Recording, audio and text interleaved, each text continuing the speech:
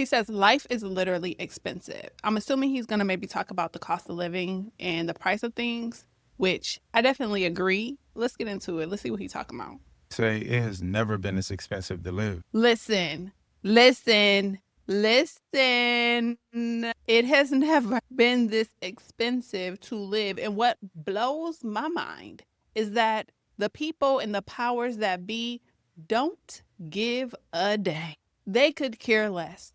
It actually doesn't blow my mind when you think about the making of America and the capitalistic society that we live in. I'm going to save that for another video. It's actually not surprising at all. But what's crazy and something that I don't really hear talked about a lot is, okay, let's break it down. Because when a lot of people talk about inflation, they talk about it at a very theoretical point of view.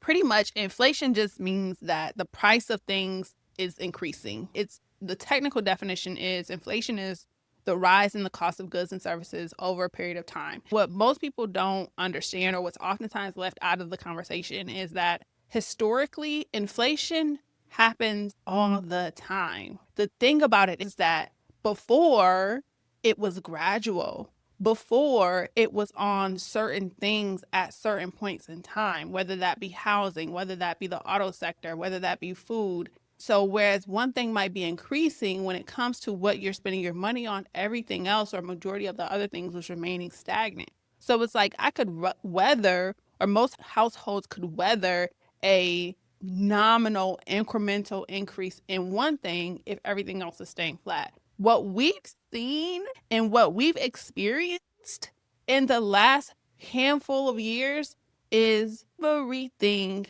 rising in price, inflation across the board. And also, not only is everything going up, that's the first factor. The amount that is going up is unprecedented when we talk about groceries, when we talk about auto, when we talk about insurance, when we talk about childcare. Like the rate at which the cost is increasing is higher than it's ever been. And then also, it's faster because before, I would say 2019, 2020, 28, between 2018 and 2020, before that, people didn't really have to think about inflation because it was like the impact was nominal, the impact was incremental. Now it's like over these last few years, inflation has skyrocketed more in 5 years than had in the past like 3 decades. So all those different factors at play is a recipe for the cost of living crisis that we are in. Sorry.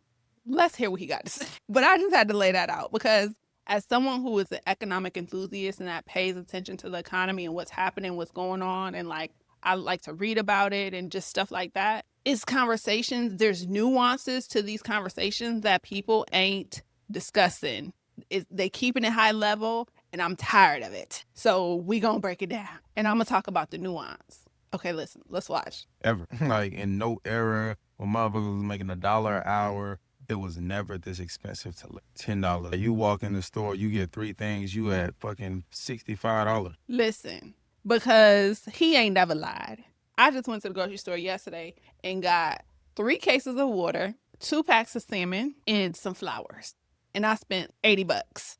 Like, Obviously, I just went grocery shopping, so I'm okay, so we see where the angst is coming from because he just went grocery shopping. And I think something else that people are not really mentioning is like everybody has to spend money. Everybody has to buy things. And what we're realizing, what is becoming more and more apparent and more blatant is that our essential bills and our essential expenses is increasing and it's swallowed up our income, our money that we're making from our salaries and our 9 to 5s. That's crazy. So what that does is it leaves little room for fun stuff. It leaves little room for discretionary spending. I'm annoyed. If you couldn't tell, because it should not be this way. It should not be this way. It's all manufactured. What I am saying is that there were levers pulled in administrations, both red and blue, because they all equal around these parts. Everybody could get it. There were levers pulled that landed us in the situation that we're in today. That's what's most annoying. Where it's like all right, listen. Okay, wait, let me pause. Let's watch. some of this was avoidable, is all I'm saying. But they didn't care enough to avoid it. They didn't care enough to mitigate the backlash. They didn't care enough to minimize the impact that it would have on everyday people. But like this shit don't make no sense. I agree. It don't make no sense. None whatsoever. Makes absolutely no sense how expensive shit is. So if you ain't got a partner that's really ready and willing to help you out and really build this shit together, and get the fuck on.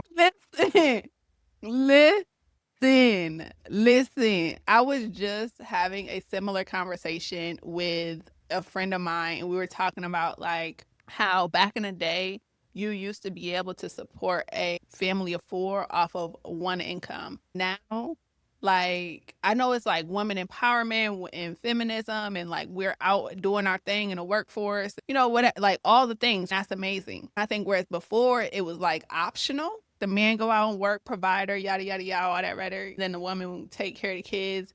But then as a woman, as we got more freedoms and more liberties, we decided to branch outside of the household and go into the workforce, etc. It was more like, or at least the perception was that it was optional because the man's income alone could support the family of four or the family of three or whatever, right?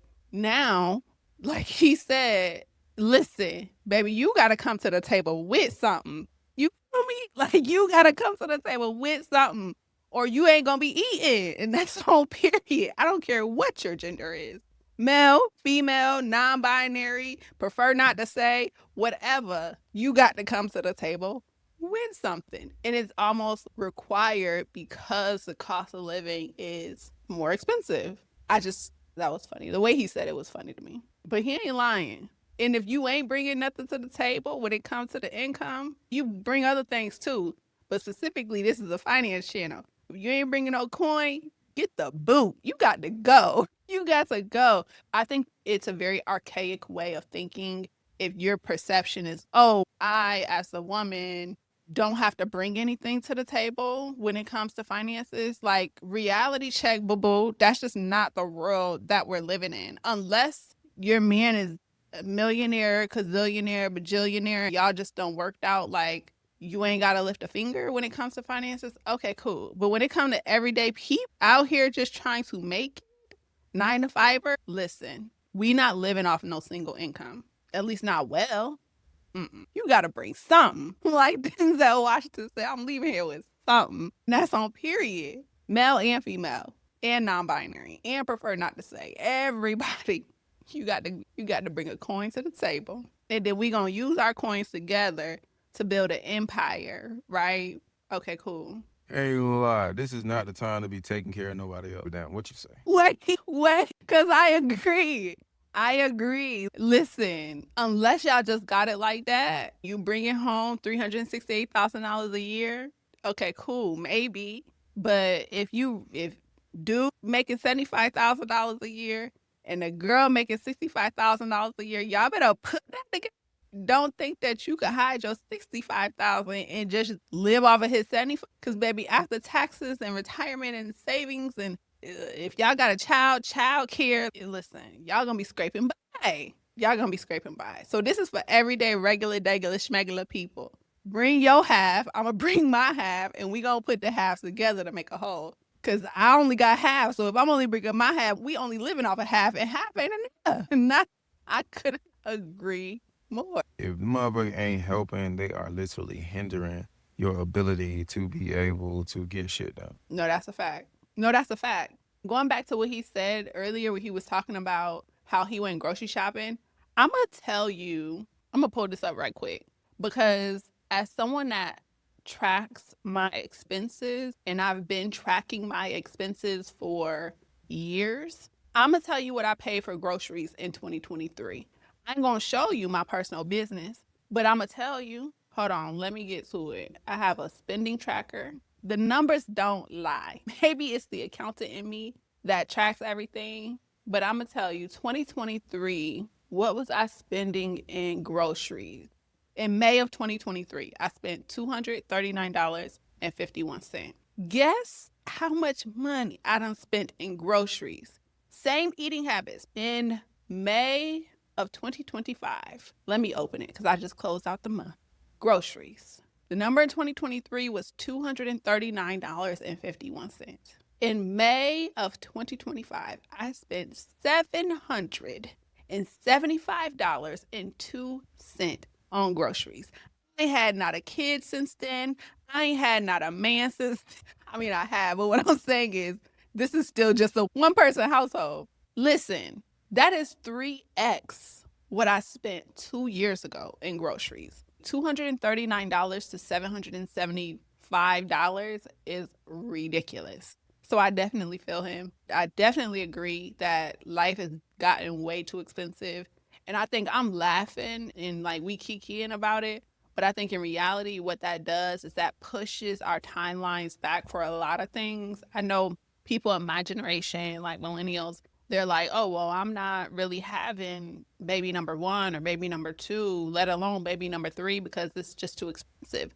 I'm going to delay buying a house because it's just too expensive. I'm going to use the same car that I've had since college in 2008 because it's just too expensive to do anything else. I think what's unfortunate is that honestly, what it really boils down to, if I'm keeping it 100, is that our quality of life begins to change drastically because we're spending most of our money towards essentially our bills and our expenses and the things that we have to take care of versus spending it on the things that we enjoy, which is what life is really all about. If I'm keeping it 100, like the bills got to get paid and make sure the bills get paid, and the savings got to get saved and make sure the savings are saved. But what it really boils down to when it comes to living your life, living a life of happiness and fulfillment, is being able to spend your hard-earned coin on the things that you enjoy. Unfortunately, that is becoming more and more and more of a distant